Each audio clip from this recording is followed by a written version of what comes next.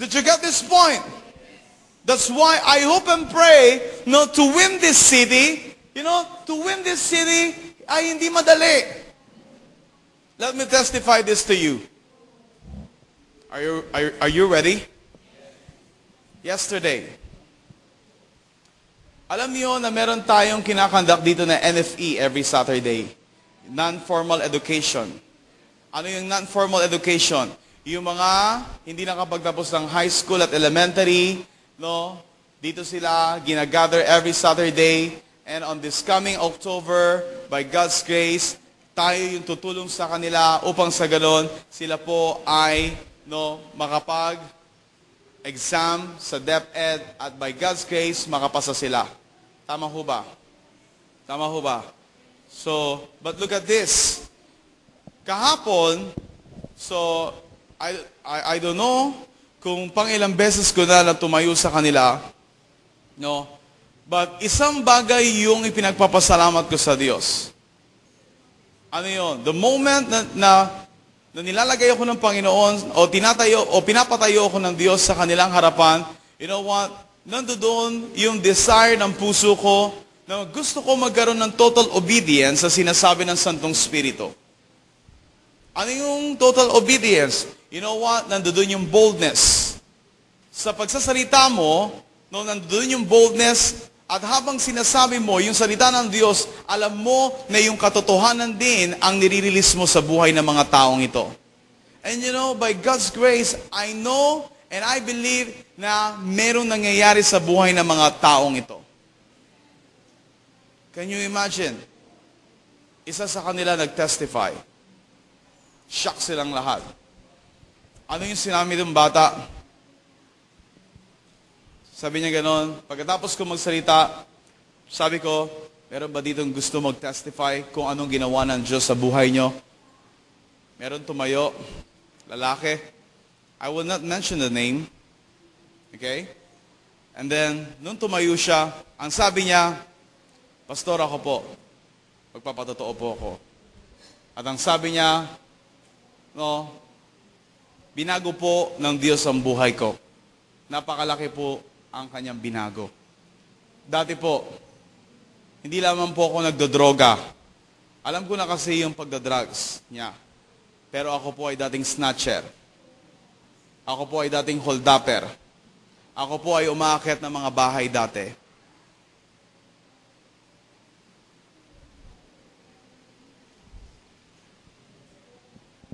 Hello? Hindi ako nakikinig sa magulang ko, matigas ho ang ulo ko, that's why ako po nakaranas na rin na tumira sa lansangan. Kaya, ginagawa ko po yung mga bagay na yon para lamang matugunan yung pangangailangan ko. Nangi-snatch ako, nang-hold up ako, sabi niya. Pero salamat po sa Diyos, binago niya yung buhay ko ngayon. Palakpakan natin ang Diyos. Amen. Listen, can you imagine kung paano nababago yung buhay ng mga taong ito unti-unti by God's grace? Wag na tayo muna mag-isip na to win the city kinakailangan, laksa-laksang kaluluwa ang dumating dito. No, you don't need to think about that. Why? It's because most of the time, crowd lang din naman yung nailalagay sa church. What we really need in the church right now is yung mga tao na mayroon tunay na puso na handang magbago at sumunod sa Panginoon. Is that right? And I thank God for that. And can you imagine, nararamdaman ko itong mga bata na ito, meron sila iba't ibang mga experience, meron silang mga negatibong mga experience, and then habang tinitignan ko sila sa kanilang mga mukha, it's like this, parang ang mga mata nila ay nangungusap, at meron sinasabi sila sa kanilang kaloob-looban. I pray na ang buhay ng mga batang ito ay totally mabago sa pamamagitan ng salita ng Diyos. That's why, hindi sayang yung ibinibigay ninyong oras at panahon. Especially if you are involved on that ministry, I thank God for that. Why? It's because hindi nababaliwala yung buhay na binibigay niyo. Why? It's because I know, merong buhay na nababago, merong buhay na mga nababago at patuloy na nababago. By God's grace. And then dito mo mapapatunayan, now, this is what? The promises of God to us. Did you get this point? Amen. Look at this. Anong sabi rito? Sabi rito, remember, when there is total obedience to God, He will allow you to possess the land. Now, listen to me. To possess the land, hindi lamang makuha mo yung lahat ng mga tao in the city. No. Can you imagine? He is also a set man. Don't you know that? He is also a set man, and I believe on that.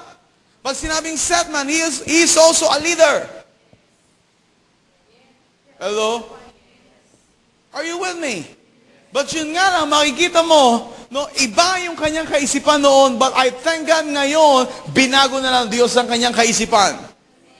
Wow! Can you imagine one of these days, itong mga tao na ito, na totally baguhin ng Diyos makasama natin. And by God's grace, narinig ko one time yung desire ng puso ng bata na ito. Sabi niya, alam niyo po, gusto ko po na darating ang panahon, o sa pagdating ng panahon, maging katulad po ako ng isa sa mga leader na tumatayo sa iglesia. And sabi ko, at least makikita mo na merong desire itong bata na ito to take the lead.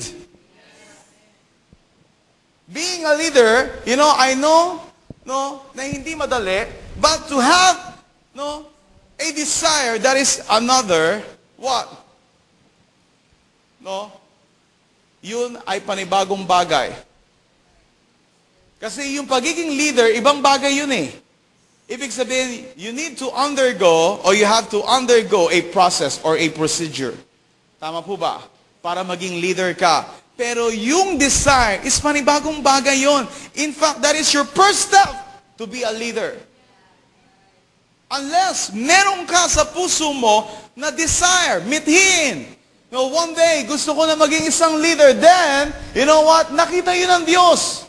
And I believe, makikita yun ng Diyos. And you know what? Kung tama yung motibo ng puso mo, I tell you, habang nakikita ng Diyos yun sa buhay mo, hayaan ng Diyos na in-nurture yun sa puso mo, hanggang dumating ang araw, totally, ikaw ay nandoon na sa front line of His defense. Para saan? Para magamit niya yung buhay mo. I remember one day, nung ako ay na-born again, I don't know kung na-born again na ako noon, but I know, meron akong desire sa puso ko, nung ako ay nagsisimula pa lamang sa Panginoon, sabi ko sa sarili ko, gusto kong maging katulad ng tao na yan. Na magsasalita sa buhay ng mga tao. That's true. Pero yung sinabi ko na yun, hindi ko alam na magkakatotoo. Pero ang tanong, yung desire ba na yun ay totoo? Yes. Amen. But I thank God. Now, kung ginagamit man ako ng Diyos sa buhay na marami sa inyo, glory to God. But isang bagay, yung nice ko na may bahagi sa inyong lahat. Ano yun? At least, meron kang first step sa buhay mo na masasabi. And that is your desire. Tama ba? It's like this. Hindi mo pwedeng sabihin, gusto kong magkaroon ng bahay. Tama ba? And yet, wala kang gagawin. Is that right? Hindi mo rin pwedeng sabihin, gusto kong magkaroon ng sasakyan. And then, wala ka rin gagawin. First, kung gusto mo magkaroon ng sasakyan, be sure na una, kumuha ka ng driver's license. That is the first step. Second, mag-aral ka ng pagmamaneho. And then, time will come, ipoprovide yun ng Panginoon sa iyo. Be sure na yung puso mo, alam mo kung para saan mo gagamitin yung sasakyan na hiningi mo sa Lord. Kung yun ay para lamang saan? Para lamang saan? Sa gimmick? Huwag ka na humingi ng sasakyan. Why? Maaring ikadisgrasya mo pa yon. Tama ba? Pero kung yun ay pwede mong gamitin, for the advancement of the kingdom of God, then God will give you, yung bagay na yan. He will supply all your needs. Why? It's because alam ng Diyos, alam ko yung puso ng aking anak. Ano yun? Na Itong aking anak, merong mithiin sa kanyang puso na ipagamit hindi lamang yung buhay niya, kundi lahat nung meron siya sa kanyang ari-arian. Para saan? Para matugunan kung ano yung mithiin ng puso ko. And that is God. Is that right? No? To possess the land, it means He will give you the king of the land, or the set man in the land. Letter B, God will give you His people. Amen? That's why the first step always is total obedience. He will not allow you to possess the land. Are you with me? Amen? And He will not give you His people if you don't know how to, what? Obey. Kung hindi mo alam kung ano yung sinasabing total obedience sa Diyos. Tama po ba? Pastor, ano ba itong total obedience na to? Tanungin mo yung sarili mo. It's like this. Pag ba may sinabi ka sa anak mo, anong gusto mo makita? Talk to me. Pag ba may sinabi ka sa iyong anak, ano yung gusto mo makita? Sumunod. And then, doon mo makikita yung alin, yung gusto rin ng Diyos sa sarili mo. Malaki man o maliit, yung sinasabi ng Diyos sa iyo na instruction, listen to me, be sure na alam natin kung paano sumunod. Pastor, hindi ko naman nakikita ang Diyos. Yun na nga ang problema. How much more na ikaw at ako ay hindi nakakita sa Diyos. Pero makikita niya na ang puso natin, no, hindi man natin siya nakikita sa pamagitan ng ating mga mata, pero ang puso natin ay handang, no, makinig sa kanyang sinasabi. Can you imagine that? Because most of the time, sinasabi na marami, Pastor, hindi ako makakasunod sa Panginoon kasi, no, hindi ko pa kayang i-give up itong bagay na ito. Now, tanungin mo sa sarili mo, sino ba yung Diyos mo sa buhay mo? Tama? Is it God or that mammon? Tama? Is it God or that material thing? Tama ba? Kung hindi natin kayang sumunod sa Diyos. Amen? Now, everybody listen to me. Remember, last Thursday, nung ating upgrading, isa sa una kong sinabi sa inyo, you know, bago ako mag-start, magte-testify muna ako. Remember that? Naalala nyo ba yon? Ano yung tinestify ko? Since December hanggang last Friday, hanggang last Thursday, no,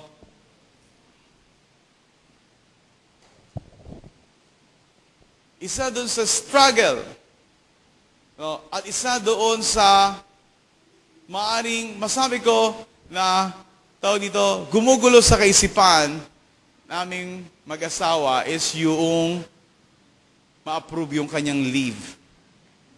Tama po ba? Kasi tomorrow until sa Friday, nasa conference kami. And that is for 1 week. So, kinakailangan niya mag-leave sa work. Why? It's because para, tawag dito, proper yung kanyang pag-absent. Diba? So, nag-file siya ng leave, kaso, nung nagpalit ng TL sila, yung leave na in-apply o final is, tawag dito, nabaliwala yun. So, it so happened na yung bago niyang TL, hindi na i-file yung leave niya for 1 week. Sa madaling salita, hindi pwede na absent na lang siya, starting tomorrow, and that is for 5 days. Actually, ang tawag doon, awol. Diba? Kapag, tawag dito, kapag nag-absent ka, na wala kang, final na leave. Tama ho ba? So, nung Wednesday, tinext niya ako, sabi niya gano'n, love. Sabi niya, tawag dito, namimiligro siya kasi baka, tawag dito, hindi ma-approve yung kanyang leave. Pero, sabi niya pa sa akin, iyak ako ng iyak dito kasi, tawag dito, hindi wala pang nangyayari, no, na aksyon. No? O parang it's like this, parang wala pang resulta. Yan, tama ba?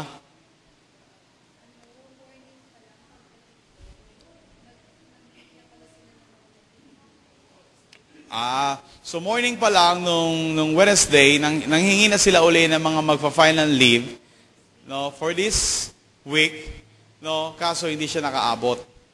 No, sa madaling salita, na-close na 'yon. So, sa madaling salita, hindi talaga siya nakapag-file ng leave niya. So, ganun yung nangyari, ganun umikot yung storya, hanggang dumating siya dun sa point, sabi niya ganun sa text niya sa akin, tawag dito, ano ba talaga, sabi niya ganon, parang it's like this, ang pagkakaunawa ko doon sa text is, ano ba yung ipinipreach natin sa pulpito? No? So, ang gusto niya sabihin sa akin, no, is, tawag dito, worst comes to worst, no, is, para sa kanya, tawag dito, a-absenan niya yung trabaho niya, basta maka-attend siya sa conference. For me, walang problema sa akin doon. It so happened na hindi nag-send yung text ko kasi naubusan ako ng load. So sa madaling salita, tawag dito, so kung matagal man siya o matanggal man siya sa trabaho, no, it's okay. Tama po ba? No, why? It's because ang nasa isipan niya at nasa isipan namin, kung yun yung kalooban ng Diyos, why not? Why? It's because matagal na namin final yung leave na yan. In fact, since December pa. No? Kaso hindi nag-grant. No? So anong gusto namin gawin? So, pero merong conference kami dapat na atinan. Look at, ano yung sinasabi ko? Ang sinasabi ko, it's like this. Be sure na alam natin kung ano yung priority natin. And then God will make a way. Did you get this? No? Hindi ako threatened na mawalan ng trabaho yung asawa ko. Hindi rin siya threatened na mawalan na siya ng trabaho. Ang tanong, meron kaming pangangailangan, tama ba? Enrollment sa June, tama ba? 2 bata yung mag-aaral sa June. Tama ho ba? No? And then, hindi mura yung kanilang tuition fee. No? But, ang tanong, bakit dumating kami sa point, tawag dito, kung hanggang doon na lang, di hanggang doon na lang. Why? It's because ang nasa isipan namin, hindi kami pwedeng limitahan o diktahan ang sinasabi ng sanlibutan. That's true. And you know what? I thank God. Doon sinundo ko siya nung Wednesday, no, hindi niya pala napansin na na-approve na siya nung gabi pa lang, nung Thursday. And then, nung pumasok siya ng Thursday morning, then doon niya nakita, doon sa monitor niya, tawag dito, na na-approve na pala yung kanyang leave for this coming week. Praise God. Amen. You know, it's like this. You know, para sa akin, kailangan mong gumawa ng decision. Kailangan mo rin tayuan yung decision mo. And hindi mo dapat limitahan yung sarili mo. At lalo tigit sa lahat, huwag mong limitahan ang Diyos. Kung naniniwala tayo na ang Diyos ang tumawag sa atin, saan? Sa bagay na ito, then wala kang dapat na ikatakot. Is that right? Kung aalisin niya ng Diyos sa iyo, then expect more na mas magandang ipapalit ng Diyos sa bagay na yan. Hindi kayo dapat matakot o hindi kayo dapat ma-threaten sa maraming bagay. Tama ho ba? Tama ho ba? Look at, bakit ko ito sinasabi sa inyo? No? Upang sa ganun, mas lalong maging buo sa puso't isipan niyo na ang maging prioridad natin pare-pareho ay ang Diyos sa buhay ng bawat isa. Hindi ako pwede magpatotoo sa inyong harapan kung mismo personally wala kaming ipapatotoo o wala kaming naranasan patungkol sa kabutihan ng Diyos. The reason kung bakit ako ganito magsalita, the reason kung bakit kami ganito magsalita, why? It's because I believe, naunawaan ko at naiintindihan ko kung ano yung nais ng Diyos na mangyari sa atin, sa ating kalagitnaan. Amen. Did you get this? Kung bakit tayo strong, saan? Sa bagay na ito. It's because I believe, ito yung oras, ito na yung panahon na kung saan maging seryoso tayo sa nais ng Diyos na mangyari sa buhay natin. Did you get this? You know, hindi ito, it's not all about prosperity. It's not all about blessing only. This message is not all about for all your needs, for all the needs of every members of this church. No, not this time. That's why we need to grow. First of all, in our relationship, in our God, we must grow. Sa ating relasyon sa Diyos, dapat tayong lumago. Why? It's because alam natin on these last days, ang tanging Diyos lamang ang pwede nating panghawakan sa buhay natin. Hindi ang mga material sa paligid natin. That's why, itinuturo namin sa inyo na matutunan ninyo sa buhay nyo na pagkatiwalaan ng Diyos higit sa lahat. No? Kung meron man kayong dapat na pagkatiwalaan, hindi ang tao, hindi ang salita ng kung sino man, kundi ang salita ng Diyos sa buhay ng bawat isa. Can you say amen to that? No? That's why when there is total obedience to God, God will give you His people. Are you with me? When there is total obedience to God, God will give you His city. No? Look at one at a time, one soul at a time, one family at a time. Did you get this point? Hindi mo kinakailangan magmadali. Dapat itong buong barangay na ito, makonquer natin ito, ma-invade natin ito para sa Diyos. It's not like that. You know what? To bring, the city for God purpose. Did you get this? To bring the city to God or for God purpose or purposes. You know what? Isa yung dapat na makita natin sa buhay natin. Ano yun? Merong nagbabagong buhay. There is what? Merong totoong pagbabago. Saan? Sa buhay ng bawat individual. It's useless na madala mo yung 10,000 kaluluwa and yet kahit isa man lang sa kanila walang totoong nabago ang puso't isipan. Listen to me. Tapos na yung oras. Tapos na yung panahon. Saan? Na ang church ay napuno lamang ng mga crowds.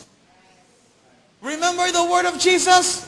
Kaya lang naman kayo sumusunod sa akin dahil nilamnan ko ang inyong mga sikmura. Who say that? Jesus. Saan? Sa 5,000 kalalakihan.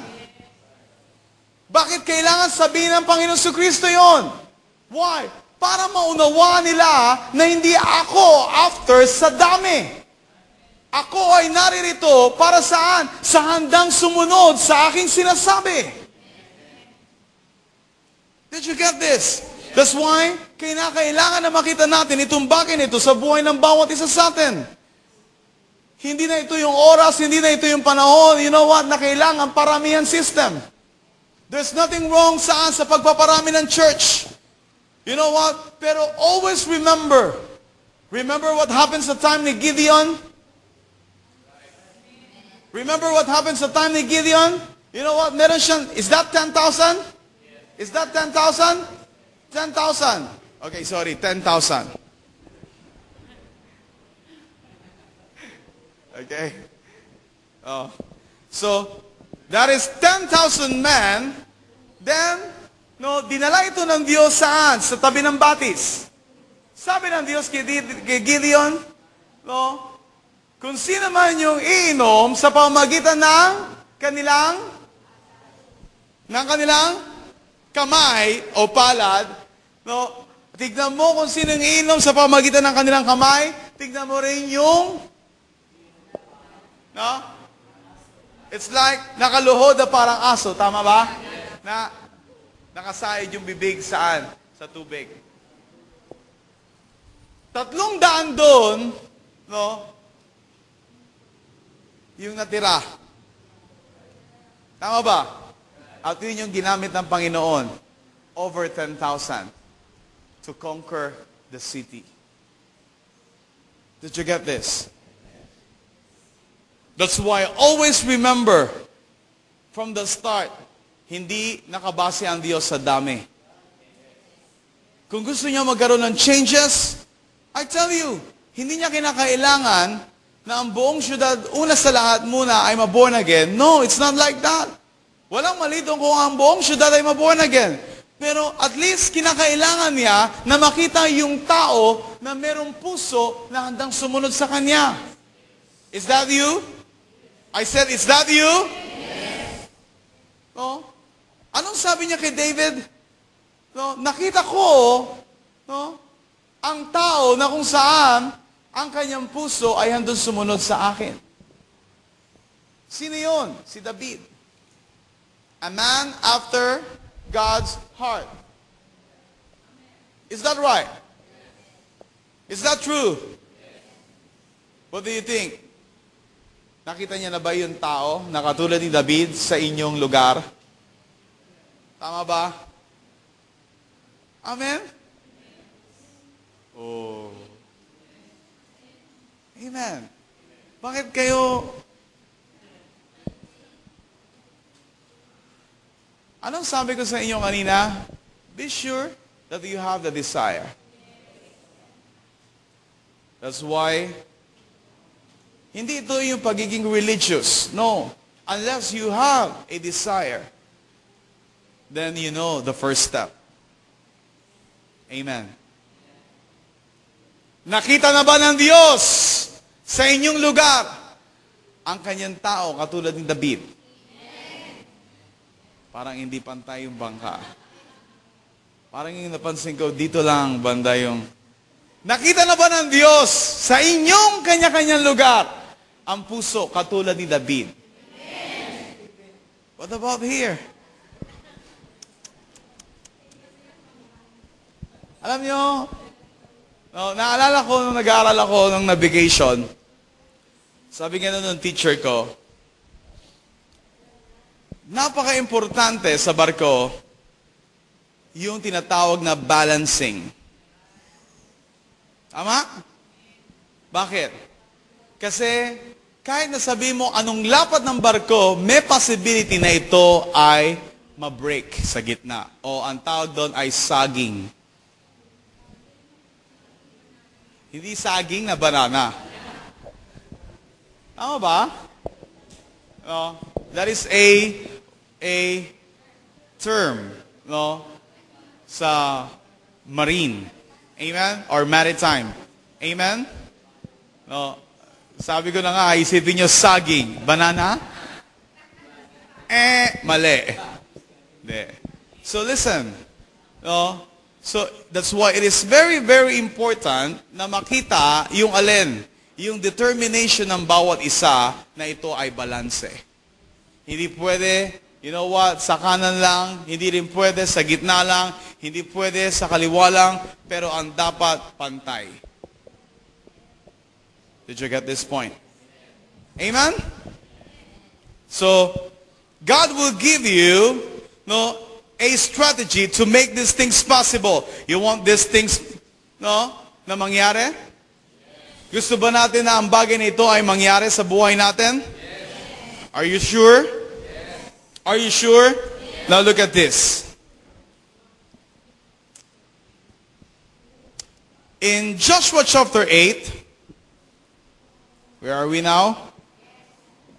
Joshua chapter 8, verse 2. You shall do to Ai and its king just as you did to Jericho and its king. You shall take only its spoil and its cattle as plunder for yourselves. Set an ambush for the city behind it. Anong sabi ng Diyos kay Joshua? Set an ambush for the city behind it. Now, I call it, no, a strategy from God. No? God will give you a strategy to make these things possible. Did you get this? That's why, no, meron mga bagay-bagay na dapat nating pakatandaan.